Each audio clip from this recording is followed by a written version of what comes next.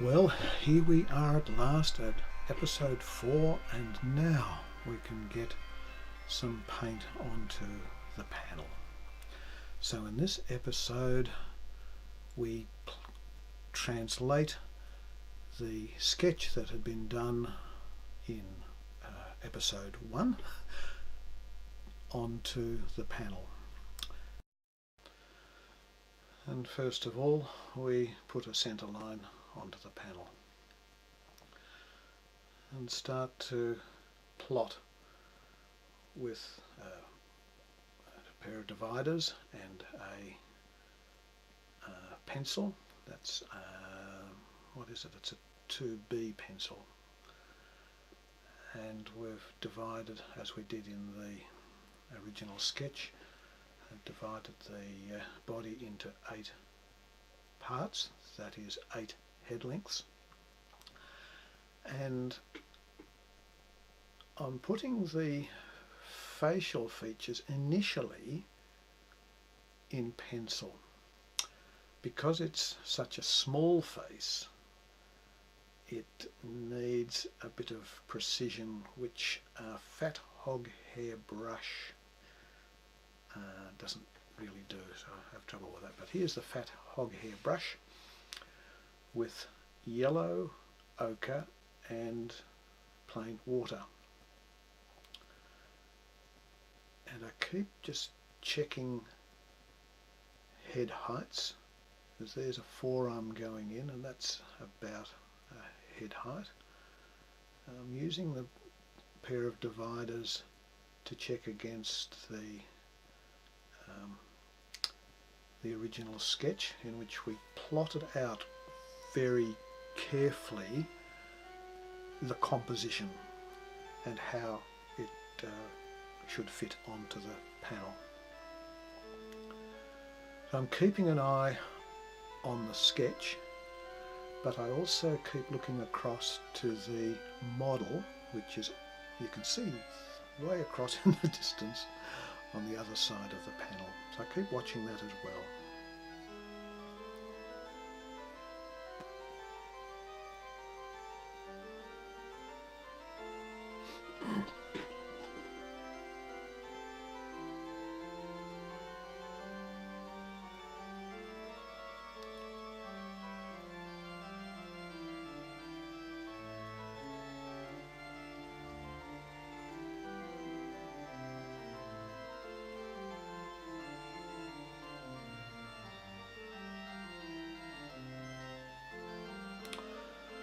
Now I've gone away to put egg into the yellow ochre. So this is real egg temperate now, and for the finer features I'm using a finer brush. This is a 2 brush, I think, yes. But now I've gone to the 3 brush for the rest of it, and you can see with the egg in it, same colour, same pigment, but now with the egg it's a bit more defined, and try and just get some more refined portions into the figure. Just back there I was checking the length of the hand, which is about 3/4 of a head.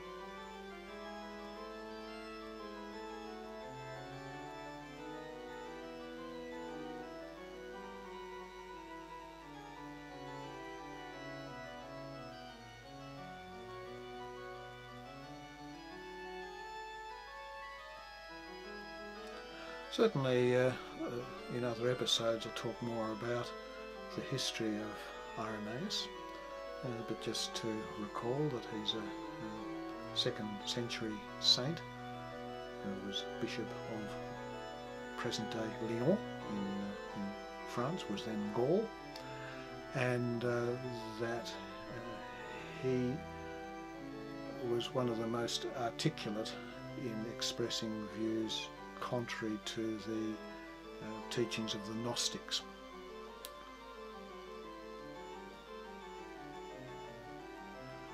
Of course, Gnosticism was a classic Christian heresy which was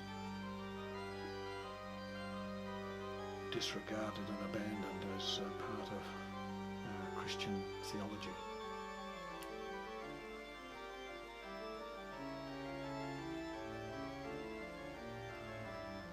Those little flicks that you see the brush doing in the little bowl each time I load the brush.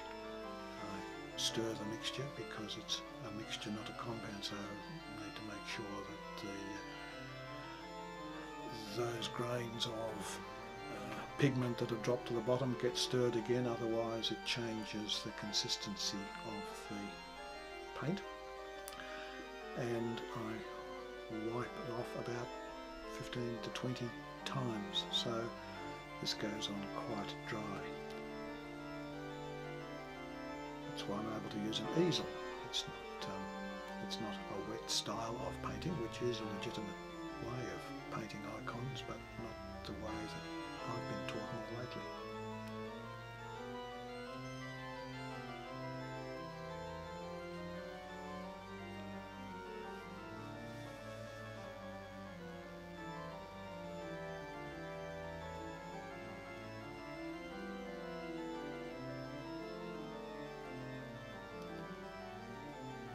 This is a time of adjustment.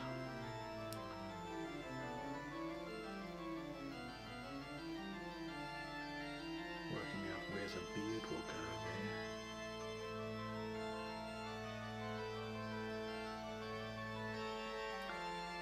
Where the paint had dried, now I'm going back. This is with a finer brush, a Rosemary 2 Kolinsky brush, because the details on this tiny little face. Now this mixture has had Mars Black added to the yellow, so it makes it darker. So again we're going to darker outlines now, and adding the Mars Black makes the yellow look dark green, really.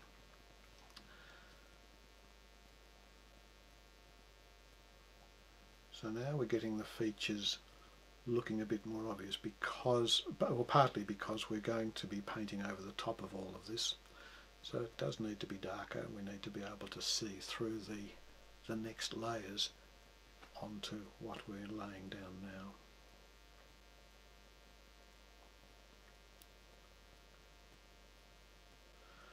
And some of these yellow lines are really quite thick, so it gives room for making a decision about, so where is the edge of that arm, for example. It's not a final decision, but it's a fairly final decision as to where the limits of the figure are, how the folds work.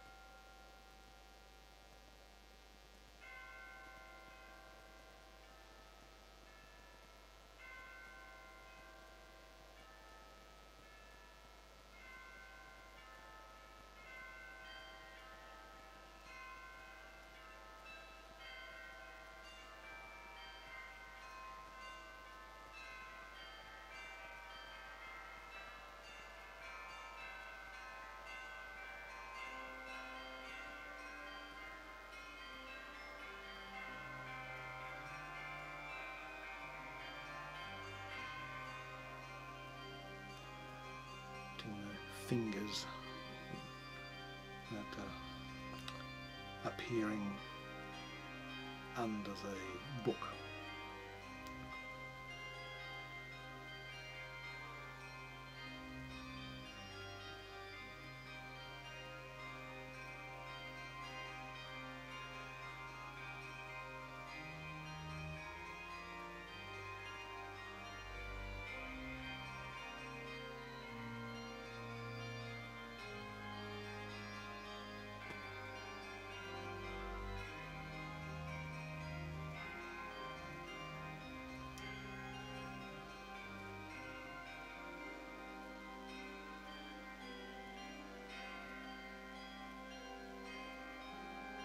In the next episode we'll come back and put in more shading. But that's it for